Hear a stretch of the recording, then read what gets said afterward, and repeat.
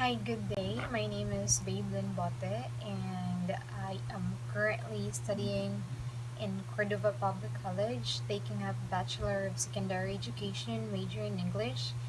And today I'll be answering three questions. This is in completion for one of our performance tasks, which is to be submitted to Dr. Von Nunez.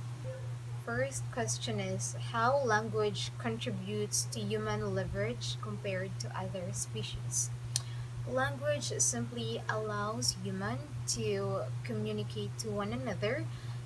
It simply allows us to express oneself, and also this also allows us to express our emotions and what we are feeling.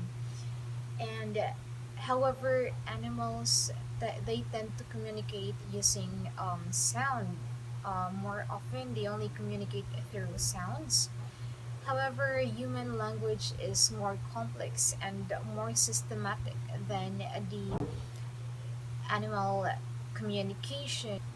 And sometimes the meaning of our language it differs on the interpretation of the receiver, and also it differs in which or what it is really intended to. So we humans are unique simply because of the different languages that we have shared, and because of this we are able to develop ourselves and our surrounding in its full potential, and that for me is the advantage of the human language compared to other species. Next is we are going to tackle about the different universal properties of language. So we have here modularity, constituency, recursion, discreteness, productivity, arbitrariness, reliance on context, and variability. So first is modularity. So different system, different rules.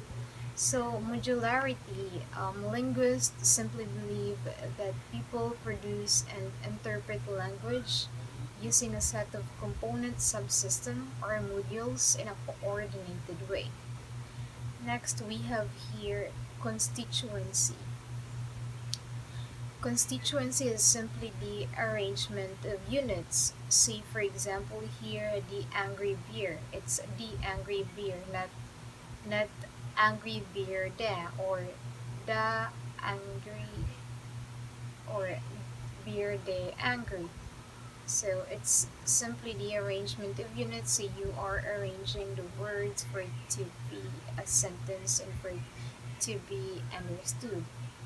Next, we have here recursion. It's the production and expansion of units. Say, for example, I fall in love with that small, petite, beautiful woman. So you are just simply adding words to the sentence without really omitting what you really want to convey. Next one we have here discreteness. It's the sound, meaning, and the words differ. See, for example, bin.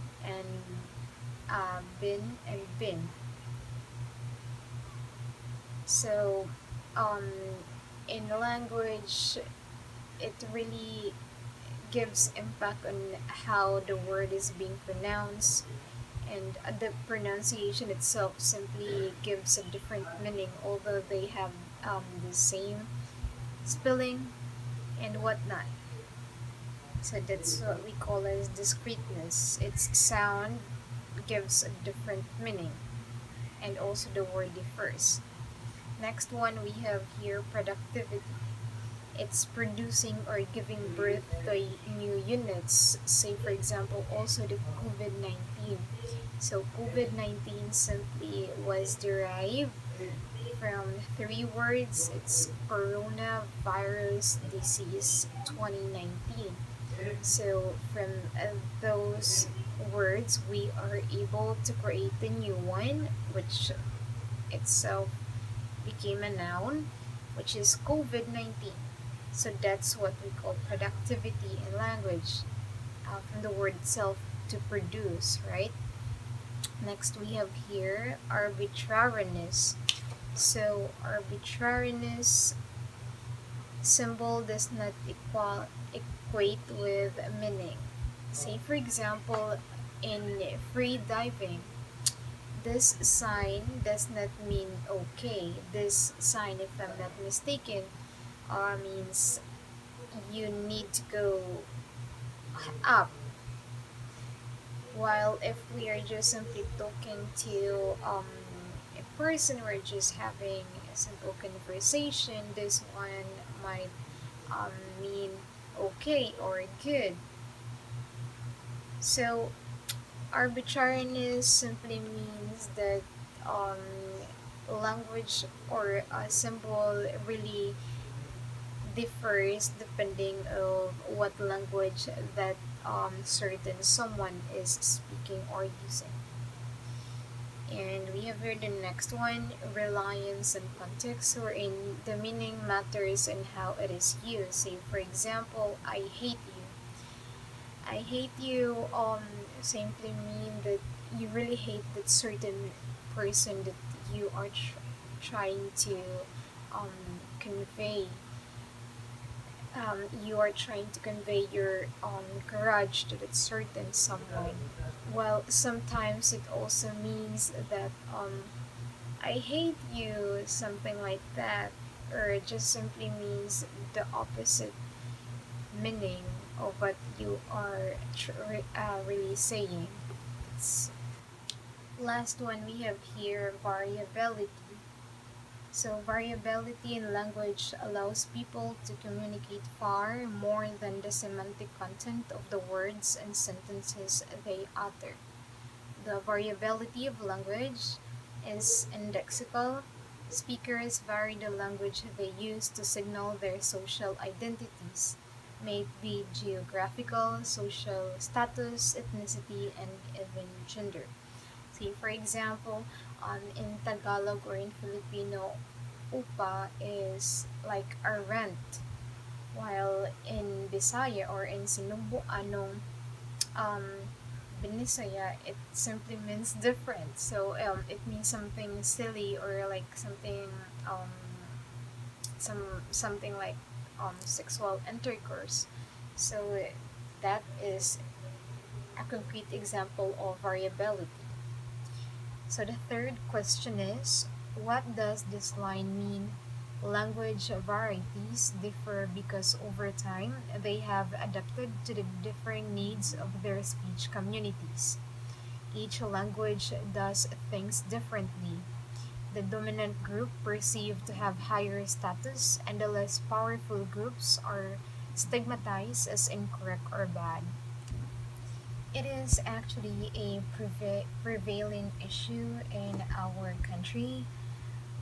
If you can try to remember that certain TikTok video that went viral online because of those a certain group of teenagers that are mocking those Bisaya people, saying Bisaya naman, bobo.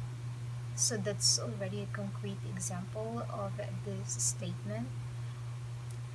As I have read an article online saying that um, 31% or 31.59% of the total population of the Filipinos speaks Tagalog, and only 25.55% of the Filipino people speaks Cebuano or Sinugbuanong Binisaya. So by that number, you can really tell that it is indeed the Tagalog is the dominant language or dominant local language that we are using here in our locality. Tagalog people or those native Tagalog speakers tend to stigmatize us Bisaya people as noob, stupid, dumb, and whatever they call us simply because of the language that we are primarily speaking. So, Tagalog is the dominant language or the dominant native language in our country.